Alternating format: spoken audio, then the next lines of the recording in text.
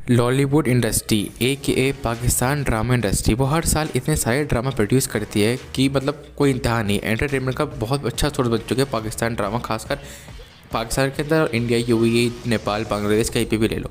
लेकिन उन बहुत सारे ड्रामाज में से एक ड्रामा ऐसा ज़रूर बनता है जो कल्ट क्लासिक माना जाता है, ऊपर से उसको टैग मिल जाता है ऑल टाइम ब्लॉकबस्टर का। तो आज मैं इसी दुनिया में जिसमें बहुत सारे ड्रामाज प्रोड्यूस होते हैं उसमें से एक जो आपका ही फेवरेट होगा और आपने पक्का देखा होगा, उसके बारे में बात करने वाला हूँ कि वो इतना बड़ा सुपर हिट क्यों बना था, वो इतना बड़ा ब्लॉकबस्टर क्यों हुआ था कि उसको हर तरीके से हर जगह से प्यार मिला था, हर तरीके से उसकी टीआरपी भी हाई थे, उसकी व्यूअरशिप भी बहुत ज़्यादा हाई थी। वो है मेरे हमसफ़र, जो फरहान सईद और हानिया आमरी का ड्रामा था। तो इस ड्रामे ने कुछ ऐसा करके दिखाया था जो लिटरली हिस्ट्री में लिखा जा चुका है कि ये ऑल टाइम ब्लॉकबस्टर ने टैग लिया था और हाईएस्ट टीआरपी इसकी उस टाइम पे ये चल रहा था अपने टेलीकास्ट रन में। तो जो सबसे उसके कुछ रीज़न्स हैं और जो सबसे पहला रीज़न है वो मैं हमेशा बोलता हूँ वो इसकी स्टोरी लाइन। इसकी जो स्टोरी लाइन थी मेरे हमसफ़र की, वो जो मेजर सक्सेस की वजह थी वो थी सायरा रज़ा। उन्होंने ये ड्रामा रिटर्न लिखा था।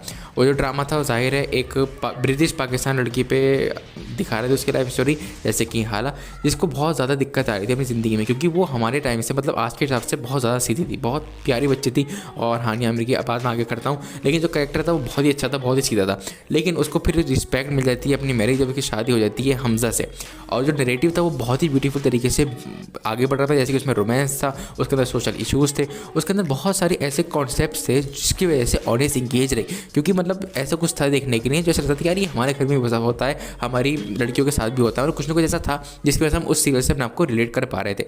और यही था कि जिसने मेरे हमसफ़र को एबिलिटी दे दी कि वो सारे उस टाइम के जितने भी ड्रामा चल रहे थे उनसे आगे निकल गया। जैसे इसमें सोसाइटी एक्सपेक्टेशंस थी, इसमें हाला की पर्सनल ग्रोथ थी। हाला जो है बहुत ही अच्छी, बहुत ही प्यारी वेलनरेबल गर्ल थी जो कि स्ट्रॉन्ग इंडिपेंडेंट वूमन बन जाती है धीरे धीरे आगे चलते चलते ड्रामे के अंदर। तो जो नरेटिव था वो बहुत ही अच्छे तरीके से आगे बढ़ रहा था और बहुत ज़्यादा इंगेजिंग महसूस भी हो रहा था। जैसे स्टोरी लाइन तो अच्छी होती है लेकिन उसे प्ले भी तो करना होता है। उसका जो अलग की एलिमेंट है वो है एक्टर्स की परफॉर्मेंस, एक खासकर ये हानिया आमिर और फरहान सईद। हानिया ने जो एक कैरेक्टर दिखाया था वो साफ था कि हानिया आमिर बहुत अच्छी एक्ट्रेस है और उनकी एक्टिंग बहुत ही अच्छी लग रही थी और हर किसी ने तारीफ़ की थी उनकी, क्योंकि ये ड्रामे को जो है ना दुबई में भी देखा गया था, इंडिया में भी, बांग्लादेश में भी, नेपाल में, हर कोई कमेंट सेक्शन में आप खोल के देखोगे ना तो हानिया आमिर के हर एपिसोड के नीचे आपको सिर्फ उनकी तारीफ़ें मिलेगी। और फरहान की एक करिश्मेटिक पर्सनैलिटी है जो कि एक सपोर्टिव हमजा का रोल निभा रहे थे उसके अंदर, एक हस्बैंड का रोल, और इनकी जो केमिस्ट्री थी वो व्यूअर्स को हमेशा हाई पे रखती थी कि यार कब ये इसका एपिसोड रिलीज़ होगा, हम देखेंगे। इनकी परफॉर्मेंस ने डेप्थ लाई थी दोनों कैरेक्टर के अंदर। हानिया आमिर ने बहुत ही अच्छी एक्टिंग दी थी, मैं फिर बोल रहा हूँ, जिसकी वजह से जो स्ट्रगल दिख रही थी हालांकि वो और भी अच्छी और रियल महसूस हो रही थी। और फरहान सईद ने भी कुछ ऐसा कोई गंदा काम नहीं करा था, बहुत अच्छा काम करा था। मतलब इनका जो कैरेक्टर था वो बहुत ज़्यादा स्ट्रॉन्ग था, एम्पैथेटिक था, और उन्होंने एक अलग ही मेल लीड दिखाया था जो उस टाइम पाकिस्तान ड्रामा इंडस्ट्री के अंदर नहीं दिख रहे थे। मतलब थोड़ा सा अलग जो कैरेक्टर था वो लिखा गया था, तो ये अच्छा था। और इसके बाद ये सब ठीक है, लेकिन फिर रियल रीज़न आता है वो है इसका डायरेक्शन। इसको डायरेक्ट किया था कासिम अली मुरीद ने, और ये हाई प्रोडक्शन क्वालिटी थी, इसमें बहुत ज़्यादा अच्छी सिनेमाटोग्राफी थी, बहुत सारे सेट्स जितने भी थे बहुत ही प्यारे थे। ऑब्वियसली घर बार होता है, लेकिन जो एंगल्स होते हैं ना कैमरेस के वो जो है ना डायरेक्टर सेट करता है और वाकई उसमें बहुत ही अच्छा था।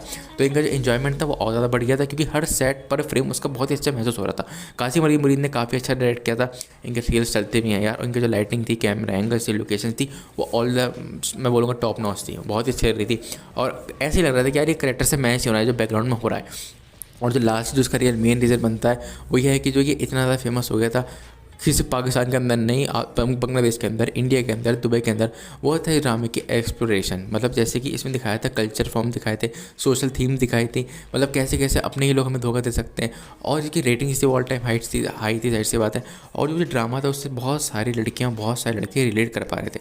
तो ये पाकिस्तान ड्रामा इंडस्ट्री के अंदर एक फॉर्मूला है, अगर ये कोई क्लिक कर देता है ना वो ड्रामा हिट होता ही होता है। जैसे कि हाल फिलहाल में कभी मैं कभी तुम, वो ऑडियंस से हिट कर गया, वो रिलेटेबल लगा, वो सुपर डुपर हिट हो गया। और सुन मेरे दिल भी सुपर हिट हो गया, लेकिन उसकी जो है ना स्टोरी मैं कितनी बार बोल चुका हूँ सुन मेरे दिल के बारे में मुझे याद नहीं, अगर देखना तो ये पीछे वीडियो जाके देखने वाली मेरी। लेकिन इसके अलावा इस ड्रामे के जो ट्रेडिशनल इश्यूज़ थे, इसकी जो वैल्यूज़ थी, इसके जो मॉडर्न चैलेंजेस थे, और जो हाल की जो कैरेक्टर था, जो परफॉर्मेंस थी वो बहुत टॉप नॉच थी।